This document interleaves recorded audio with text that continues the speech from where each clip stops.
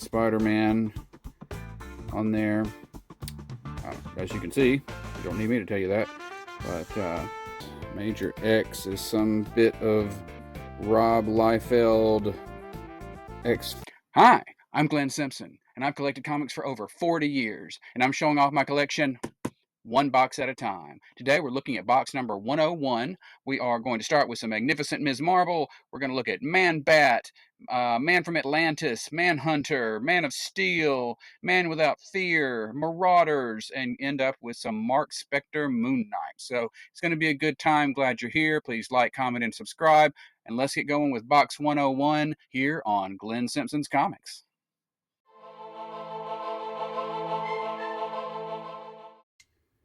All right, here we go. We begin with the magnificent Ms. Marvel. This was one of the several Ms. Marvel series.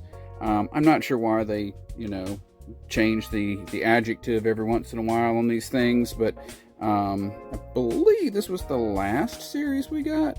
But that's issue 1 through issue 6. There with some Iron Man.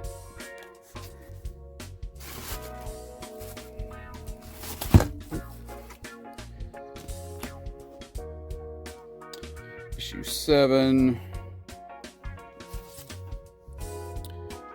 through issue 12. Just some general Kamala Khan goodness. Issue 13, introducing Amulet. Through issue, can't read it, Old Tape 18, which is actually celebrating 75 issues of Ms. Marvel. So there you go. And let's see. Then there was an annual there. Fighting the Super Skrull. And we've got 2 characters that I've kind of only got a working knowledge about, really not much.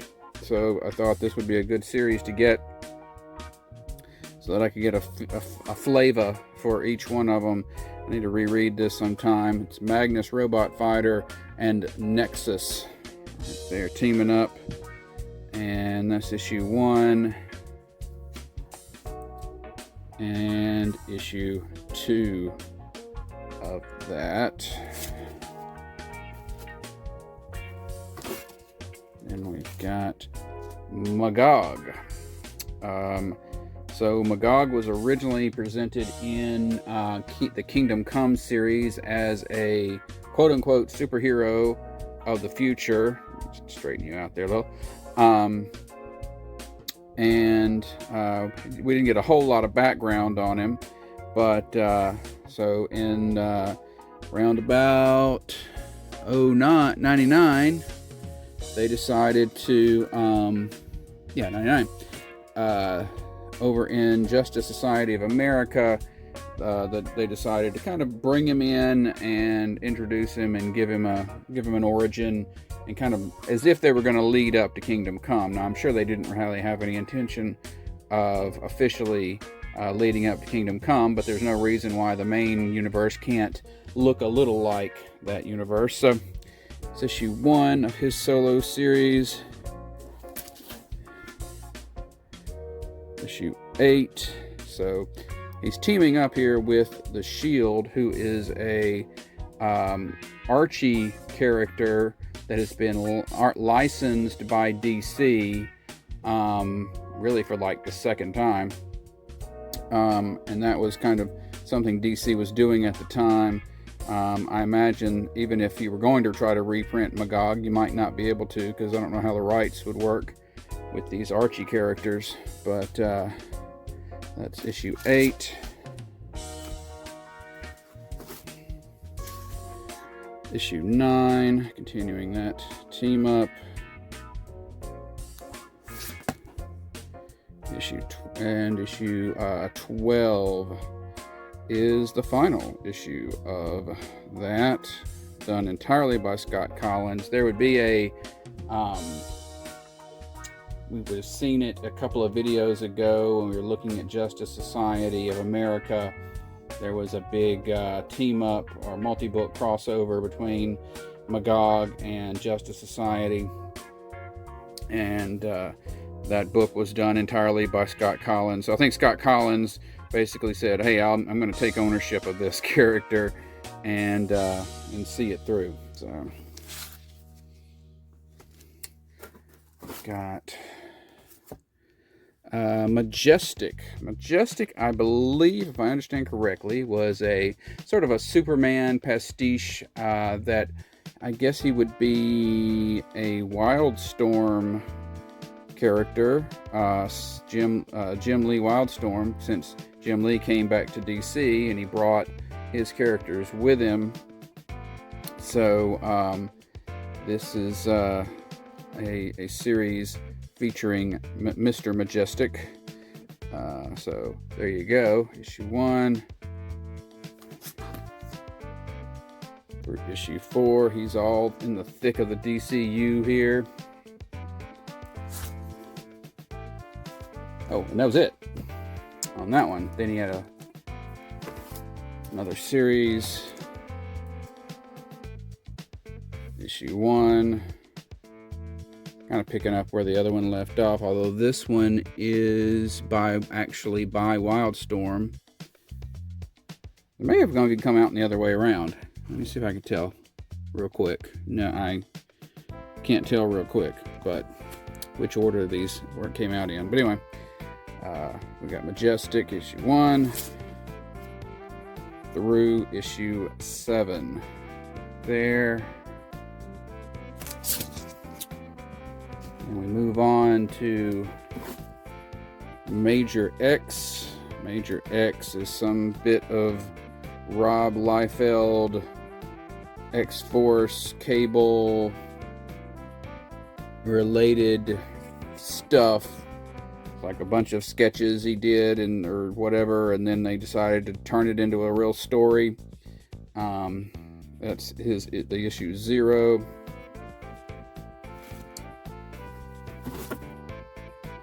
And then we have issue 1 through issue 6 right there. I think Major X is the child of Cable, the son of Cable, something like that. Right. Then we've got issue 2 of the first Man-Bat series. This would have come out, the previous issue would have been in December of 75, and since I started in January of 76, I only got issue 2, not to be completely anal about it, but since, you know, these are kind of pricey. This is fighting the Ten-Eyed Man there, and then this series would end with issue 2 due to the lack of sales from issue 1 and the whole DC implosion thing happening. Then we have the next Man-Bat, a one-shot that reprints, I believe it reprints, I know it reprints something, one of Man-Bat's earlier appearances, right there. Then we have Man-Bat miniseries, Chuck Dixon, Flint Henry, 3-issue miniseries right there, issue 1 through issue 3, and have yet another Man-Bat series, miniseries, starting with issue 1, leading through issue 5.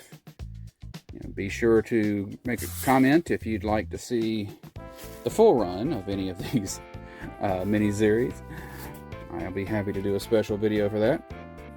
Next we have, I picked a couple of these up in a dollar box, and so I've kind of just I've not gotten the rest of them yet. They're on my list. But Man from Atlantis. This was a TV show from around 1975, and it featured a guy who he's found and discovered, and he doesn't remember where he's from, but he can swim and like the Dickens and breathe underwater, and he has webbed hands, and he goes on missions for these nice people to stop bad guys from doing bad things. So Patrick Duffy was the actor portraying the Man from Atlantis. Issue 2.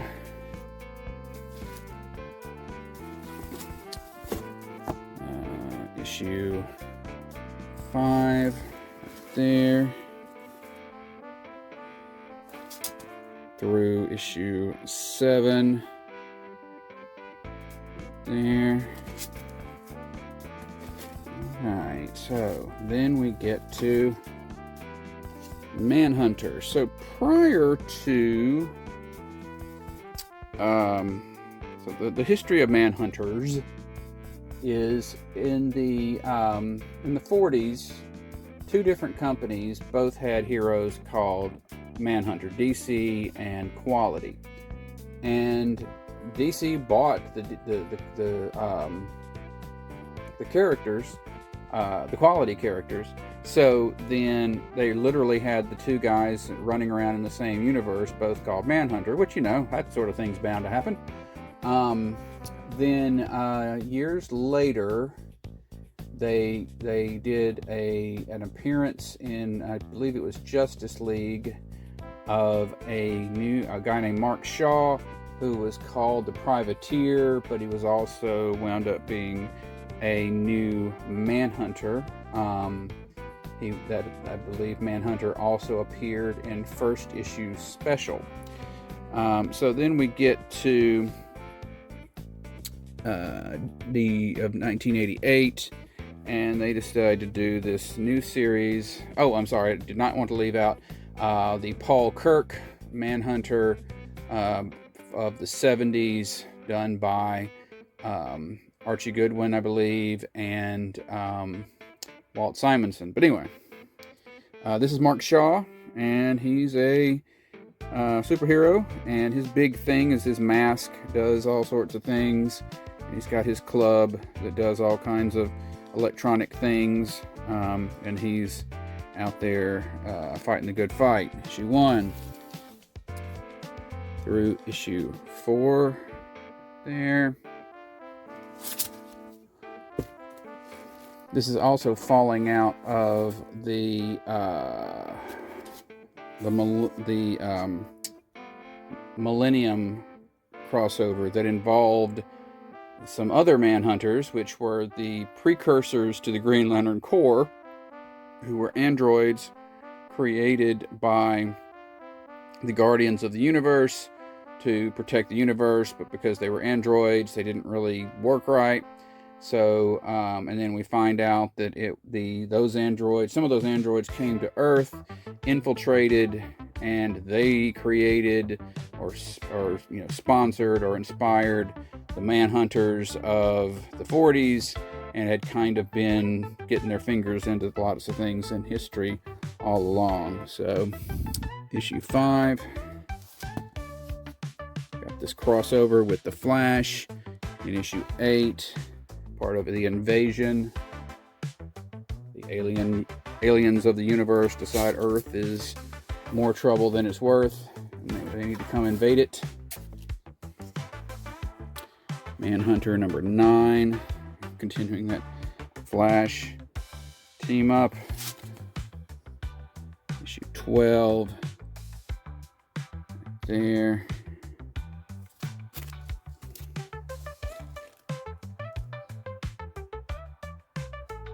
Alright, and then issue 13, going up against Catman, as known from the Secret Six series. Issue 16 there.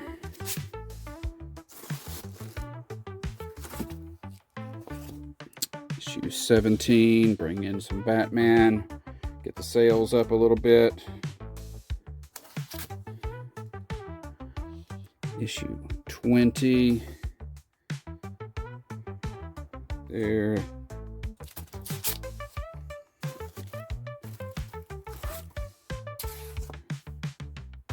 Issue 21,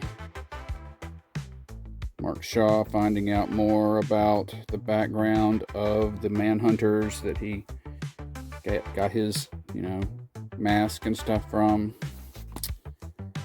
And 24, Mark Shaw giving up being Manhunter. We would see Mark Shaw again in the Event Leviathan series by Brian Michael Bendis. Years and years later.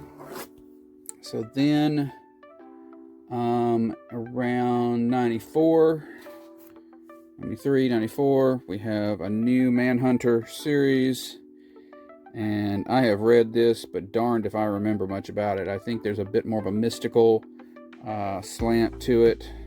It came out around about the time of the 0 hour, so it had a 0 issue there.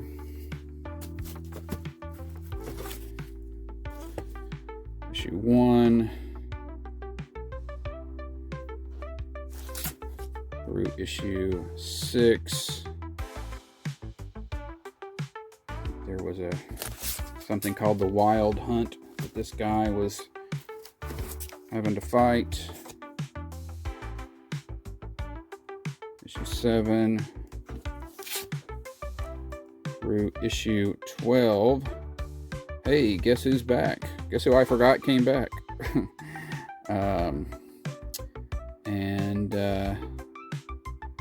That is the final issue of that Manhunter.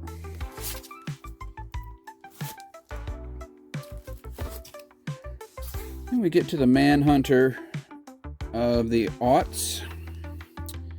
I forget her name, but she gets her hands, she's a lawyer, and she kind of gets her hands on a variety. She like some Dark Star armor and some of the and the baton used by Manhunter, and when the law, and some gloves, some kind of gauntlets from somebody else, and when the law isn't working, she masks up and goes out and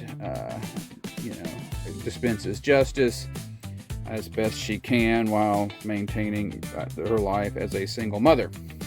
Issue 1 through issue 4. There. Issue 5. Kind of in the thick of Identity Crisis. Bless her heart, she wasn't even around then. Still getting tied up in Identity Crisis. Issue 12.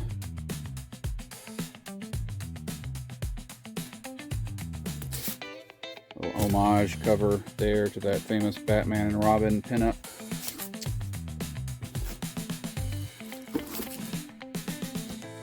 Issue 13. And OMAC. This will lead into Infinite Crisis. Issue 20. So then we're on the other side of Infinite Crisis into the 1 year later, when all the books kind of jumped a year ahead, and then you had to kind of work out what had happened in that year. Issue 20.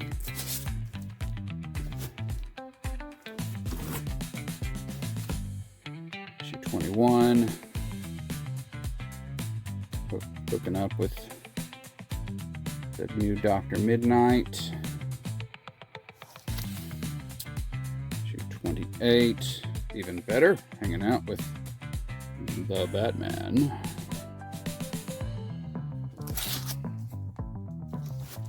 Who's better than hanging out with Batman? Well, hanging out with Wonder Woman.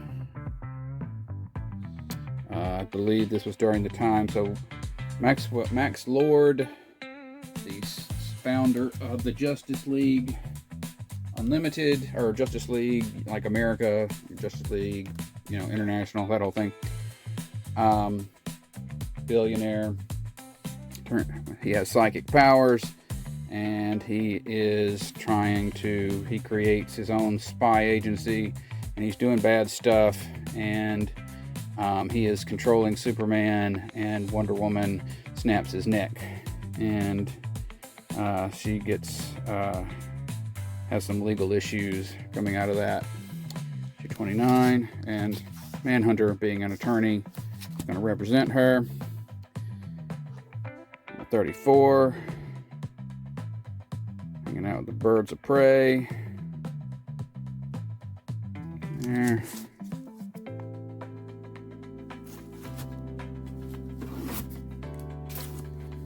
35. There. Beauty cover. Through 38. I believe that's the end of that series. Next we have The Man of Steel. So it's 1986. We're after the Crisis on Infinite Earths has just gone by, and DC decides to reboot a lot of its big characters. They assign John Byrne the task of rebooting Superman, and so he creates what we generally refer to as the post-crisis Superman. And he has a 6-issue series introducing the various concepts that make up his new Superman. There's actually 2 versions of issue 1.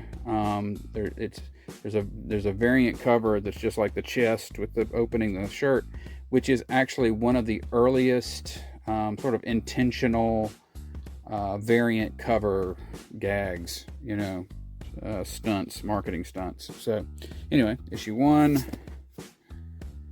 through issue 6. Right here we got Lana. We got Superman meeting the hologram of his father for the first time. He did not grow up knowing, this version did not grow up knowing where he was from and why he was, you know, had powers and things like that. And then, let's see. Then Brian Michael Bendis comes to DC many years later, and he's kind of revitalizing Superman, and begins the whole process with another Man of Steel comic series. Issue 1 through issue 6. Part of the premise is that this guy, I can't remember his name, he's the one that actually caused Krypton to explode. That's an idea that pretty much everybody's just ignoring from now on. Alright, then we get into Man-Thing. Just got a smattering of Man-Thing. Got issue 4, I believe this is the second series maybe of Man-Thing.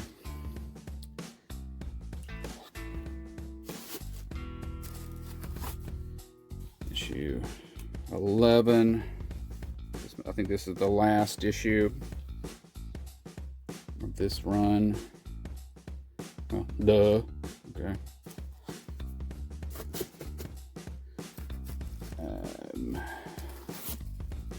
Then we have something doesn't seem right. No, I guess it is. I need to get issues 1 through 3 of this. I'm sort of confused. But we have a Strange Tales kind of brand on Man-Thing from Marvel. Issue 4 through 8. I don't have anything misfiled. I thought I had 1 through 4. I've not seen it, so I guess I don't. Oh well, okay, fair enough. I need to get those. They're probably on my list. But have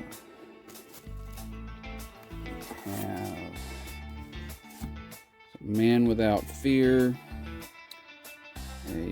a Daredevil mini-series that just didn't happen to have the word Daredevil at the front of it. Issue 1.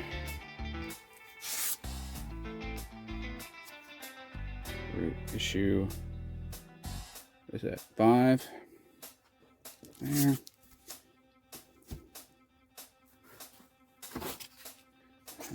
Marauders. This is a series from the X-Men's Krakoa period. Kitty Pryde and some other mutants kind of have a pirate theme. Originally, the Marauders were the name for the villains who went and killed the mutants in the underground sewers of New York, the Morlocks who were living down there. So seems in poor taste, but I think they just wanted to make sure that the name got, the trademark got maintained. But and I believe this has to do with all mutants are welcome on Krakoa, and if there's any country that won't let its mutants leave, then the Marauders will come and make sure that the mutants are allowed to come to Krakoa if they want to. Issue 1.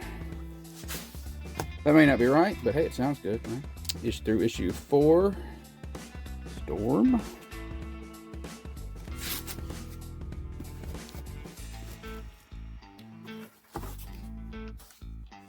Issue 5. There. Through issue 8.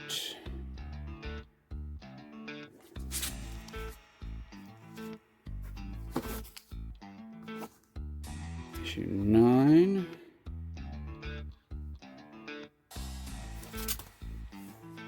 Through 12.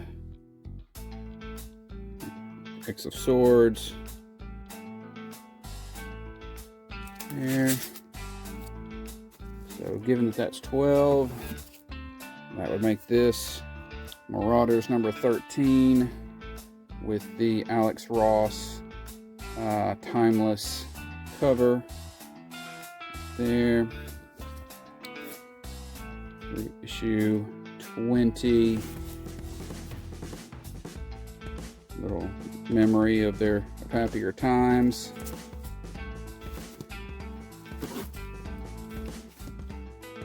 One. Ooh. Hey there, White Queen. They're part of while they were on Krakoa, they would have, it was on an annual basis. Let's ignore the fact that, the whole sliding timeline thing, but in the real world, it was an annual basis. They would have what they called the Hellfire Gala, where all of the various heroes would visit and would dress in these haute couture versions of their costumes and things. This was, of course, a play on the Met Gala that takes place in New York every year, where celebrities go and wear big fancy dress, crazy clothing. Issue 21. 27 is the final issue of that. Bishop. I had an annual there.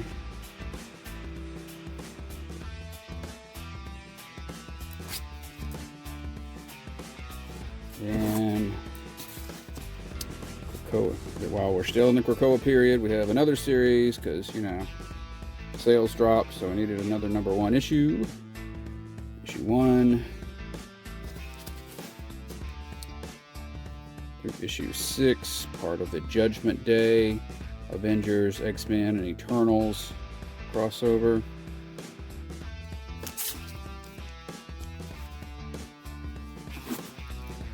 Issue 7 there. Issue 12. The last issue of that series.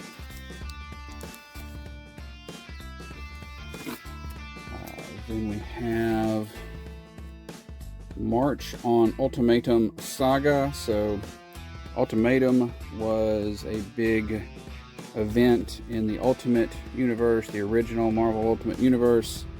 And March on something Saga was a kind of a name they would use for things where they were doing these free preview comics that you could get. So we've officially left the man.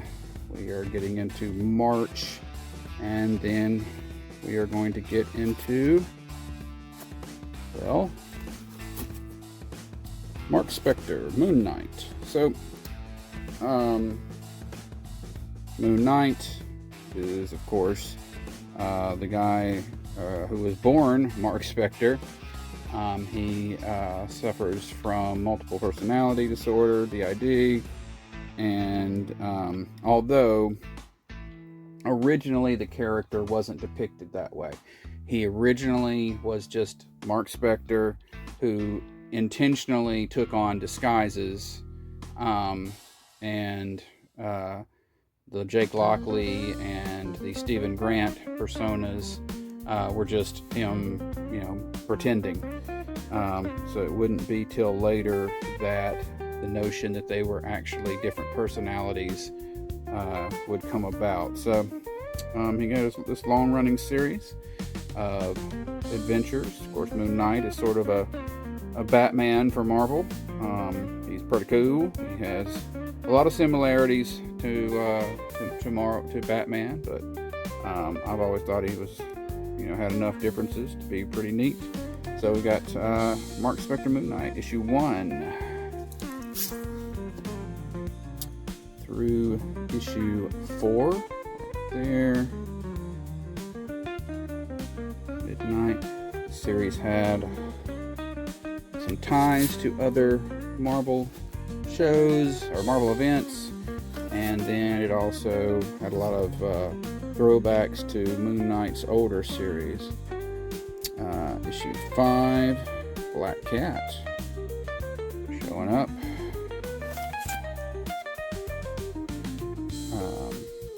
Got Acts of Vengeance, where villains go after a different hero than the ones they normally go after. And we've got the Punisher showing up there. So this is very entrenched in the Marvel Universe series here. Issue 9, more Acts of Vengeance versus the Flag Smasher and Ultimatum. Still with the Punisher. Issue 12. Bushman is kind of like his Joker, if you will. He's the guy who originally double-crossed him, left him for dead, and he came back to life as a Fist of Khonshu, and there you go. Issue 12.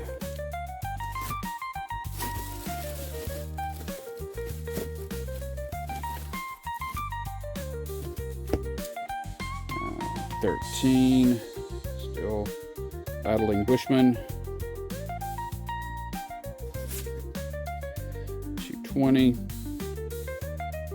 Got Jackson Geis doing a cover. Moon Knight, Punisher, Spider-Man.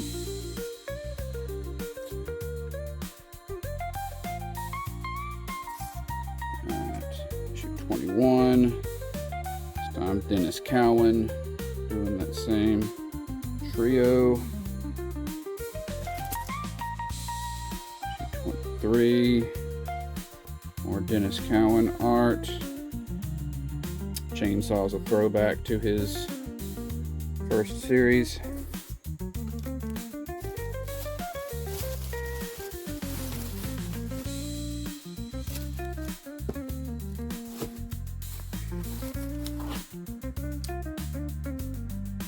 Got a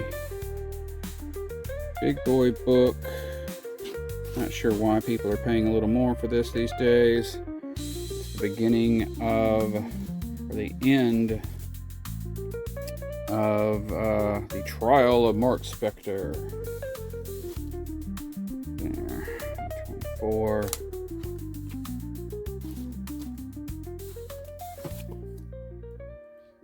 Issue 25. Moon Knight teaming up with Ghost Rider. Who didn't team up with Ghost Rider at some point? Issue 32. Fighting the Hobgoblin. Get some help from Spider-Man.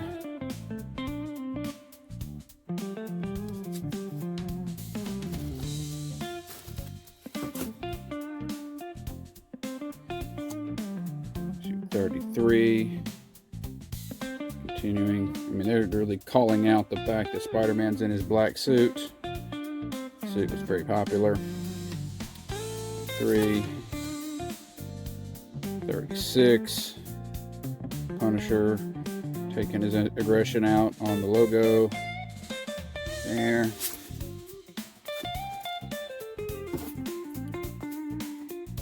37. There. Ooh, they're at 40. So Moon Knight gets some armor and decides to go up against Dr. Doom. For you Dr. Doom and Moon Knight fans, issue 40.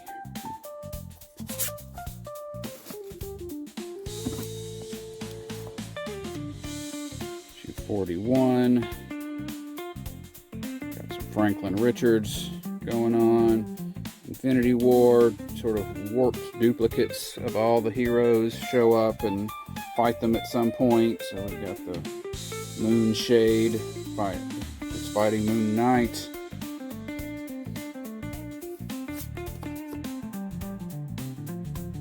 Issue 44. This is not what Moon Knight normally looks like under his mask. It's not real, but so whatever happened, but that's okay. Whatever happens here, he gets better.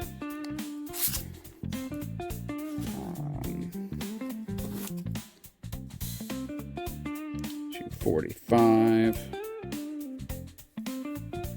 There. Issue through 48. The armor's not doing him much good right this second.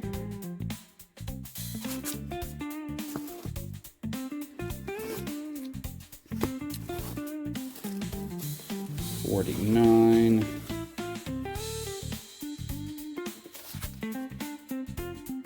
52. Got some Gambit showing up. Some Werewolf by Night, of course. Werewolf by Night number 32 was when the first appearance of Moon Knight. So he pops up every once in a while in his life again. Oh, get it? It's issue 52. There's 52 cards in a deck, so that's doing looks like a playing card. Get it? Okay, good.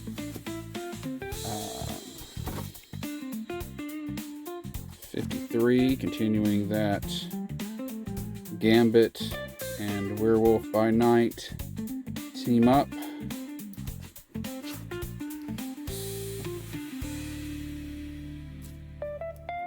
54.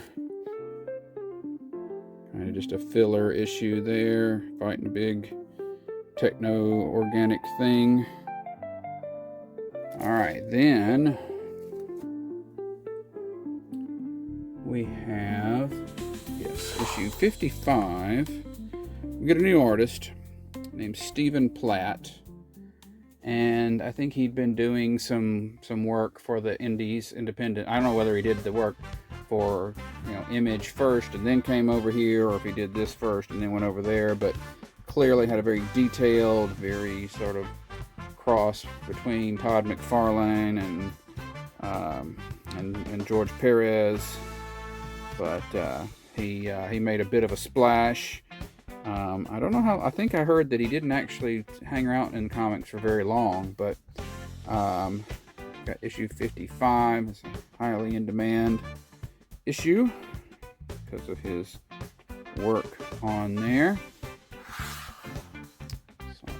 there, 55. Some of these, I gotta make sure I show them to in the right order. 56. Another Stephen Platt. Beauty cover there.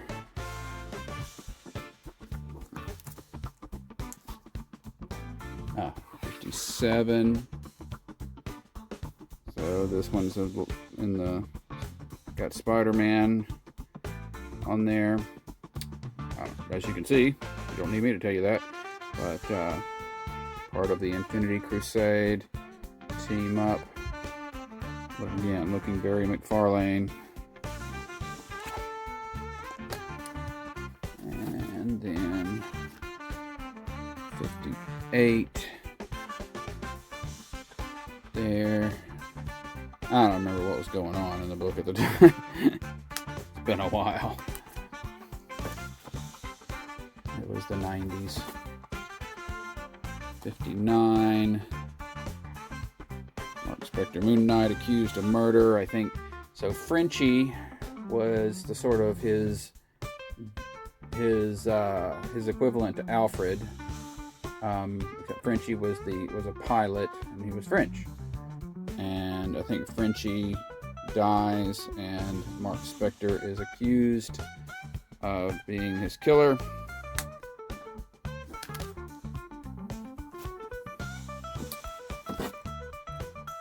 And in the final issue of Marc Spector Moon Knight, issue 60, we have the death of Moon Knight. Of course, he's not really dead. He'll be back.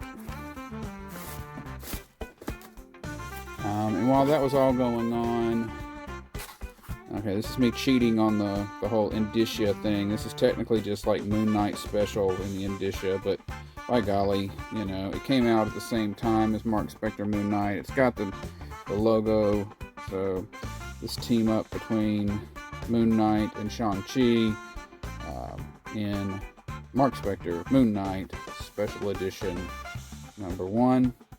And that is all for this box. Okay, so that was box number 101. Next time we will get into some Martian Manhunter. We will do some Marvel this and Marvel that as we begin that process of going through all of the various series from Marvel that actually start with the word Marvel at the beginning of the name. So we will get through Marvel Comics Presents actually in that video. So thanks so much for being here. Please like and comment and subscribe. It's a really big help for the channel.